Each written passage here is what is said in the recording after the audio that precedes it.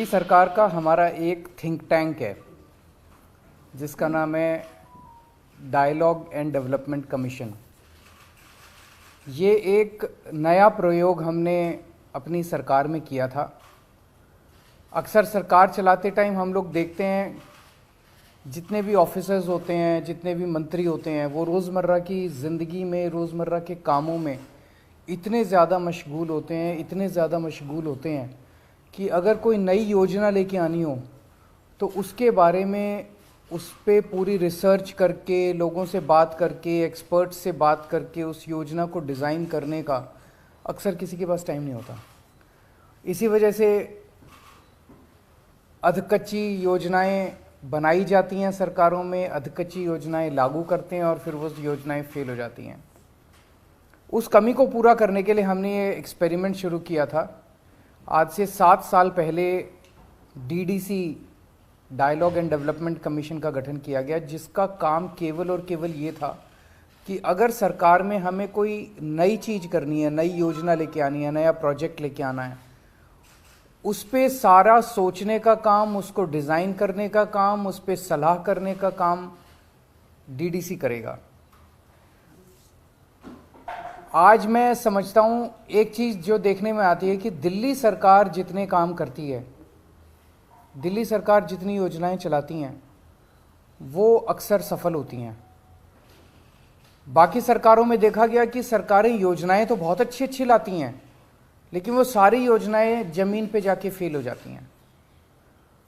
दिल्ली सरकार में जो योजनाएं, हमारे प्रोजेक्ट्स जो बहुत ज़मीन पे जाके सफल होते हैं, उसका बहुत बड़ा श्रेय मैं डीडीसी को देना चाहता हूँ। उसका कारण ये है, 3 स्टेज पे डीडीसी काम करता है। पहली स्टेज उस योजना को और उस प्रोजेक्ट को अच्छे से डिज़ाइन करता है। एक तरफ एक्सपर्ट से बात करता है, दूसरी तरफ जितने स्टेक होल्डर्स हैं उनसे बात करता है और उनसे बात करके उस एक मजबूत योजना या मजबूत प्रोजेक्ट डिज़ाइन किया जाता है। दूसरा, जब उसे इम्प्लीमेंट किया जाता है तो उसके ऊपर नज़र रखता है डीडीसी, सही चल रहा है, सही नहीं चल रहा है। अक्सर सरकारों के पास टाइम नहीं होता, लागू कर दिया, डीएम को बोल दिया, डीसी को बोल, चल रहा है, उस पर सुपरविजन का टाइम नहीं होता, वो डीडीसी करता है। और तीसरी चीज़, जब इम्प्लीमेंटेशन चल रहा है उसमें अगर कुछ कमियां दिखाई देती हैं, उन कमियों के बेसिस पे उसको, प्रोजेक्ट को ठीक करते रहने का काम भी डीडीसी करता है ताकि वो सुचारू रूप से काम कर सके।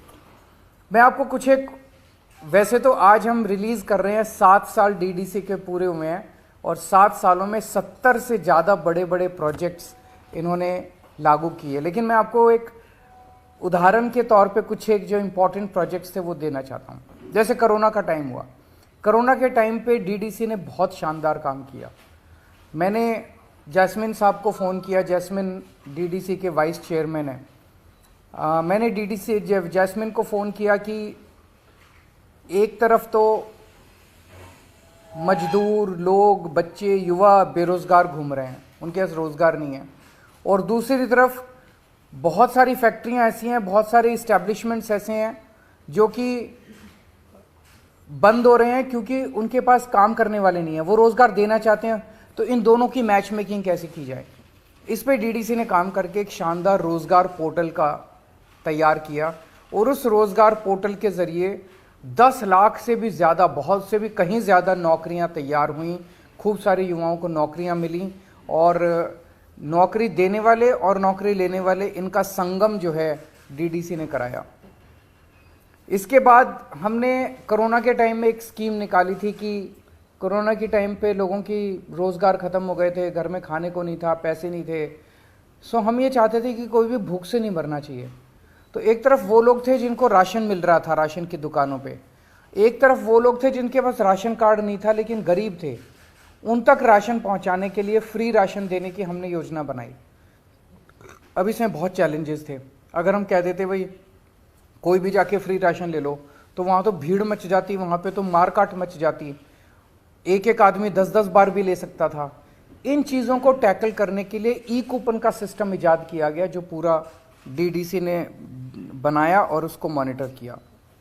कोरोना के वक्त में हमने देखा कैट्स की एम्बुलेंस जो थी, एक एक एम्बुलेंस 55 मिनट का उनका आप अगर फ़ोन करो तो कम से कम 55 मिनट लगते थे उसको पहुंचने में। उसको पूरे को सिस्टम को रीडिज़ाइन किया इन्होंने, नई खूब सारी एम्बुलेंसेज इन्होंने प्रोक्योर की और उस 55 मिनट को ये 18 मिनट पे लेके आए, जो कि बहुत बड़ा योगदान था कोरोना के टाइम पे। आप लोग जानते हो door step delivery of services हमारा फ्लैगशिप प्रोग्राम है, जिसमें आप 1076 पे फ़ोन कीजिए, आपके घर आके काम करके जाती है सरकार। कोई कर्मचारी आपके घर आता है, आपका राशन कार्ड बनाना है, आपका कोई भी कनेक्शन लेना है, बिजली का, पानी का, घर आके करते हैं।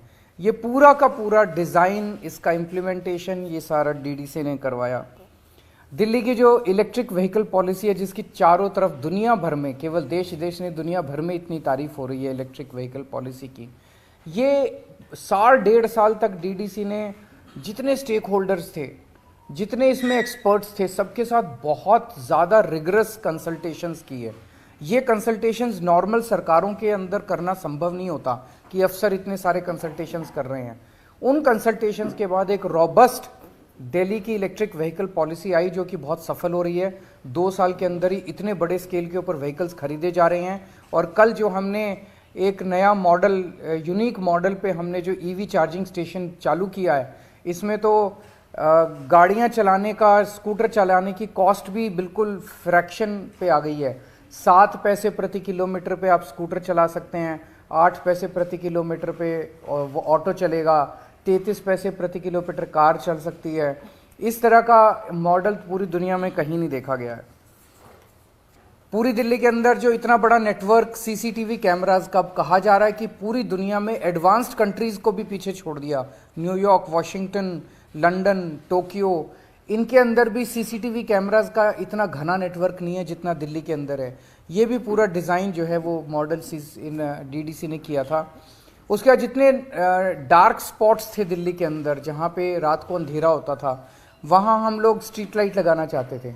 कई जगह देखा खंबा लगाने की जगह नहीं है, कई जगह कई सारी दिक्कतें थी। तो एक नया मॉडल आया कि लोगों के घरों के ऊपर हम लगाएंगे, लोगों के घरों से बिजली का कनेक्शन लेंगे और उनको हम रिफंड कर देंगे जितना खर्चा आया करेगा। ये वाला पूरा अब पूरे दिल्ली के अंदर एक बहुत बड़ा नेटवर्क स्ट्रीट लाइट्स का बन गया है। ये भी पूरा मॉडल डीडीसी ने इम्प्लीमेंट किया। हेल्थ इंफॉर्मेशन मैनेजमेंट सिस्टम, जिसके बारे में मैं कई प्रेस कॉन्फ्रेंसेस कर चुका हूँ, वो पूरा सिस्टम इन लोगों ने डिज़ाइन किया है, जो अभी लागू हो रहा है। तो डीडीसी ने 7 साल के अंदर बहुत शानदार काम किया है। मैं प्रार्थना करता हूँ वो आगे भी इसी तरह से सरकार को और देश के लोगों की सेवा करते रहे। अगर कोई प्रश्न है तो आप बताइए। सर, इससे थोड़ा सा अलग है, स्कूल एक्सीलेंस का उद्घाटन आज किए मोदी ने किया गांधीनगर में, और जिस तरह की राजनीति होती है ये, इस पर आप सवाल खड़े करते आए हैं। उसकी इधर एजुकेशन को लेकर जो पॉलिटिक्स होती है, या एजुकेशन को लेकर जो चीज़ें देखने के लिए, इस पर आप क्या कहना चाहेंगे?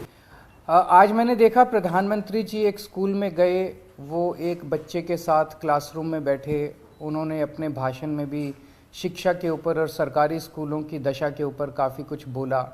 मैं बेहद प्रसन्न हूँ कि 75 साल के बाद ही सही, लेकिन सरकारी स्कूलों के, देश के सरकारी स्कूलों की हालत और गरीबों की शिक्षा जो है वो मेन स्ट्रीम राजनीति के अंदर चर्चा का विषय बनी है। मैं आम आदमी पार्टी की ये सबसे बड़ी अभी तक की उपलब्धि मानता हूँ कि आम आदमी पार्टी ने सारी पार्टियों को, सारे नेताओं को शिक्षा और स्कूल के ऊपर बात करने के लिए मजबूर किया है। 27 साल से भाजपा का शासन है गुजरात में, 27 साल से भाजपा सरकारी स्कूल ठीक नहीं कर पाई। दिल्ली के अंदर हमने मात्र 5 साल के अंदर सरकारी स्कूलों को शानदार बना दिया। तो हमें करना आता है और हम भी इसी देश के लोग हैं। तो आज मैं समझता हूं कि प्रधानमंत्री जी ने जो शिक्षा में इंटरेस्ट दिखाया, मैं उनसे हाथ जोड़ के निवेदन करना चाहता हूं कि सर, हमें स्कूल ठीक करने आते हैं, हमारे उपयोग कीजिए। हम अपने आप को ऑफर कर रहे हैं। पूरे देश के सारे स्कूलों को, 10 लाख सरकारी स्कूल हैं पूरे देश में, सारे स्कूलों को मात्र 5 साल के अंदर ठीक किया जा सकता है। हम अलग अलग पार्टियों से हैं, अलग अलग हमारी विचारधारा है, लेकिन हम एक ही देश के लोग हैं। तो मैं उनसे निवेदन करता हूं, हम आपको ऑफर कर रहे हैं, आप हमारा उपयोग कीजिए और मिलके देश के लिए, एक साथ मिलके हम देश के सारे सरकारी स्कूलों को ठीक करते हैं। इन सब दो सवाल है आपसे, क्योंकि एक सवाल तो प्रेस कॉन्फ्रेंस से जुड़ा हुआ है कि आपने काम की तारीफ करी और खुद जैसे शाह की काम की तारीफ करी आपने, लेकिन अभी कुछ दिन वो बीते हैं, इसी जिसको आप लव लेटर कहते हैं उसी तरीके की एक इंक्वायरी जो है वो ऑर्डर की गई, उस लेटर लिखकर जैसे शाह को पूरे काम को वो मुझे लगता है कि गलत है, क्योंकि वो उन जुरिस्डिक्शन नहीं है एलजी साहब का। इनका जो अपॉइंटमेंट है वो कैबिनेट ने किया था। सो इनसे इस किस्म के प्रश्न पूछने का अधिकार केवल कैबिनेट को है। एक और सवाल, अगर आपने आवेदन किया हो तो यूसीसी का उसमें हलफनामा दायर किया है सेंटर ने, यूसीसी सिविल कोड वाले मामले में। अच्छा, मुझे आइडिया नहीं। सर, गुजरात में जिस तरीके से आप कह रहे हैं कि अब शिक्षा की भी बात हो रही है, जो आप चाहते हो रहे हैं, लेकिन मनीष सिसोदिया वाला मुद्दा भी खूब बीजेपी वहाँ पर उठा रही है। वो कह रही है कि भ्रष्टाचार का मुद्दा दिल्ली में चल रहा है, लेकिन उसकी बात यहाँ पर हो रही है। उसको कैसे आप लोग रिलेट कर रहे हैं? ये बीजेपी का दावा है। तो ऊपर से ये भी कहा जा रहा है कि भगत सिंह के नाम को भी आप इस तरीके से इस्तेमाल कर रहे हैं, वो भी गलत तरीका है। इस तो कांग्रेस बीजेपी दोनों ही आरोप। देखो, अंग्रेजों ने देश के ऊपर राज किया इतने साल। वो हमारे देश को अनपढ़ रखना चाहते थे, वो हमारे देश को गरीब रखना चाहते थे, वो हमारे देश को कैद करके गुलामी में रखना चाहते थे। उस वक्त भगत सिंह ने आवाज़ उठाई थी अंग्रेज़ों के अत्याचार के खिलाफ, और उसमें उन्होंने अपना सर्वस्व कुर्बान कर दिया और वो फांसी पे चढ़ गए। हम लोग भगत सिंह के अनुयायी हैं और भगत सिंह के जीवन से प्रेरणा लेते हैं। आज जिस तरह की राजनीति हो गई है, ये लोग जानबूझ के, जितने भ्रष्टाचारी हैं, जितने चोर उचंके लफंगे गुंडे बलात्कारी हैं, वो बचने के लिए इनकी पार्टी में चले जाते हैं, और वो जैसे उनकी पार्टी में जाते हैं उनके खिलाफ सारे केस वापस ले लिए जाते हैं, उनके खिलाफ सारे केस वापस हो जाते हैं। जितने इस देश के अंदर दूसरी पार्टियों में नेता हैं, उसके ऊपर झूठे केस कर करके अपनी पार्टी में उनको शामिल कराते हैं। मनीष सिसोदिया का भी वही केस है। ये पूरा का पूरा मामला कोई शराब घोटाले का मामला नहीं है, ये पूरा का पूरा मामला गुजरात इलेक्शन का मामला है। मनीष जी को कई बार प्रेशराइज किया गया है कि वो अपनी पार्टी छोड़ के, आम आदमी पार्टी छोड़ के उनकी पार्टी में शामिल हो जाएं, तो उनके ऊपर सारे केस वापस ले लिए जाएंगे, उनको दिल्ली का सीएम बना दिया जाएगा, केजरीवाल सरकार को गिरा दिया जाएगा। इसलिए ये सारा काम चल रहा है। अगर मनीष सिसोदिया ने कुछ गड़बड़ की है तो उनके यहाँ रेड में कुछ क्यों नहीं निकला? उनके यहाँ इतनी रेड हो गई, 14 घंटे रेड चली, 9 घंटे उस दिन इन्होंने परसों इंटेरोगेशन किया, 13 घंटे पहले उनके घर में उन्होंने इंटेरोगेशन किया था, उसमें कुछ नहीं निकला, बैंक लॉकर में कुछ नहीं निकला। फिर ये सीबीआई वाले उनके गांव गए, गांव में पता किया भाई कोई ज़मीन खरीदी हो मनीष सिसोदिया ने, वो कुछ नहीं। उसके पल्ले फक्कड़ आदमी है, उसके पल्ले धेला है नहीं, कह रहे हैं इतना बड़ा घोटाला किया, घोटाले का पैसा कहाँ है? तो सब कुछ फर्जी है, सब कुछ फर्जी है।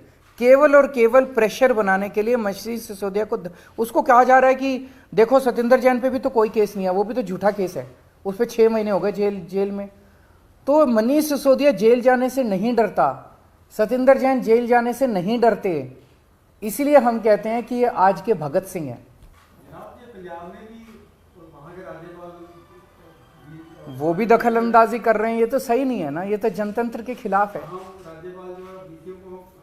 ये पहली बार जनतंत्र के अंदर 70 साल में देखा जा रहा है कि किस तरह से उपराज्यपाल और राज्यपाल के जरिए ये लोग चुनी हुई सरकारों के अंदर, इस तरह से तो जनता चुन के आती है, जनता चाहती है भाई ये आदमी मेरा अनुयायी वो करे, मेरा नेता है और ये हमारा सॉल्व करे।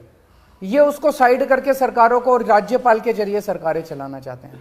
ये तो जनतंत्र के संविधान के खिलाफ है। आप गुजरात हो गए हैं, अभी किस तरीके की प्रधानमंत्री नरेंद्र मोदी भी लगातार कैंपेन कर रहे हैं और आज भी उन्होंने बहुत सारी घोषणाएं की हैं, उन घोषणाओं को किस तरीके से देखते हैं? क्योंकि पीएनजी, मैं तो देखो बार बार गुजरात के लोगों को एक ही बात बोल रहा हूँ, ये लोग जाते हैं कहते हैं हमने 30,000 करोड़ का पैकेज दिया, 30,000 करोड़ का पैकेज दिया। मेरे पास 30,000 करोड़ का पैकेज नहीं है देने के लिए, पर मैं गुजरात की जनता को इतना कह सकता हूँ कि आपके हर गुजरात के परिवार को, हर गुजरात के घर को महीने में मैं 30,000 रुपये का फ़ायदा जरूर करा दूंगा। इस 30,000 करोड़ का तो जनता को पता नहीं क्या फ़ायदा होगा, ठेकेदारों को खूब फ़ायदा होगा, ठेकेदार ऐश करेंगे, अफसर ऐश करेंगे, मंत्री ऐश करेंगे। 30,000 करोड़, 60,000 करोड़, उससे मंत्रियों को खूब ऐश होती है, ठेकेदारों की ऐश होती है। मैं हर परिवार का 30-30 हज़ार रुपये का फ़ायदा करा दूंगा, सबकी बिजली मुफ्त कर दूंगा, सबके बच्चों के लिए शानदार स्कूल बना दूंगा, अच्छी शिक्षा मिलेगी, फ्री शिक्षा मिलेगी, अच्छा सबके लिए दवाइयाँ इलाज फ्री कर दूंगा, हर महिला के अकाउंट में 1000-1000 रुपये डाल दूंगा, सबको मुफ्त में तीर्थ यात्रा करा दूंगा, हर परिवार का ख्याल रखूँगा मैं। सीएम साहब, आज देश की ग्रैंड ओल्ड पार्टी को नॉन गांधीयन प्रेसिडेंट मिला है, किस तरह से देखते हैं? बधाई हो खड़गे साहब को, और मैं उम्मीद करता हूं कि वो अपनी पार्टी को अच्छे से चलाएंगे। वार्डों का परिसीमन हो चुका है, एमसीडी चुनाव नजदीक है, किस तरह से आप देखते हो पार्टी की क्या दृष्टि है? आम आदमी पार्टी जीतेगी, भारी बहुमत से जीतेगी। इन्होंने जब हमारे पंजाब के चुनाव के बाद चुनाव होने थे एमसीडी के, तो उस टाइम इनको लग रहा था कि ये वाइप आउट हो जाएंगे, इसलिए इन्होंने ये सारी नौटंकी की। आखिरी मोमेंट पे चुनाव कमिश्नर को इन्होंने चुनाव का ऐलान करने से रोका, फिर ये बिल लेके आए, तीनों एमसीडी को एक कर दिया। अब ये वार्ड परिसीमन जो किया है ये भी बिल्कुल गड़बड़ किया है। बता रहे हैं कि एक वार्ड में 90,000 लोग, एक वार्ड में 30,000 लोग, और पहले जहां बराबर बराबर भी थे वो भी जो मर्जी कर लेंगे, जो मर्जी कर लें। ऊपर वाला देख रहा है, इनके पाप का घड़ा भर चुका है, और जब ऊपर वाला अपनी झाड़ू चलाता है तो सारे, मैं कहता हूँ ना, ये कंस की औलाद है, ये सारे के सारे वाइप आउट हो जाएंगे, जो मर्जी कर लेंगे वाइप आउट होंगे। जनता आम आदमी पार्टी का साथ देगी।